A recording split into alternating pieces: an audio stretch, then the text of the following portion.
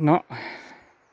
Acum urcăm la Piatra Șucii, de lângă Ziua Liliacului, și coborăm în sat. Hai, pac, pac. Ce zici, ne pierdem în pădure? Sau nu ne pierdem? Hai mă, că semnele, uite ce bine să văd semnele, cărarea. Și mi-aduc aminte pe vremuri. Mergeam băieți, fete pe aici. Coboram aici, de obicei urcam pe dincolo, la sat.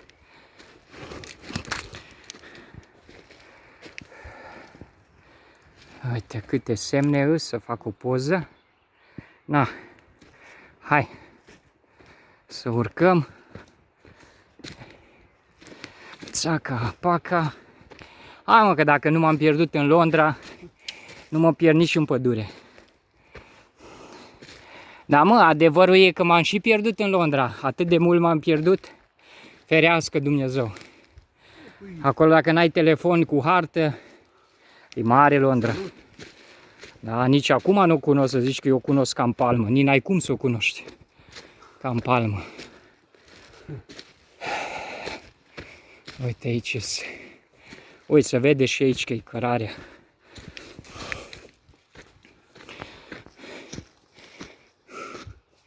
Puf, puf.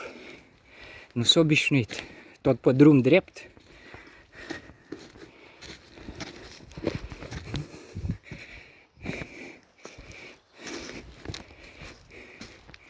Uite, cum ai filmat poza aia cu vipera, mă? Cum ai fotografiat? Aia am călcat pe viperă. Mă, ăla. Adică n-am călcat. Aia cu vipera, aia mare. Mă mir, Dumnezeu mă zic că nu m-a mușcat. Acolo sus, la piatra, la vârul Guniștii. Și am vrut să mă pun pe un lemn și mi-a zis ăla la altul: bă, vezi că e o viperă sub. Eu am ieșit cu fetele alea, știi, și să mă fac eu mare curajos vara. Zic, ia o bâtă, și când dau în ea, ea s-a pus pe lemn acolo.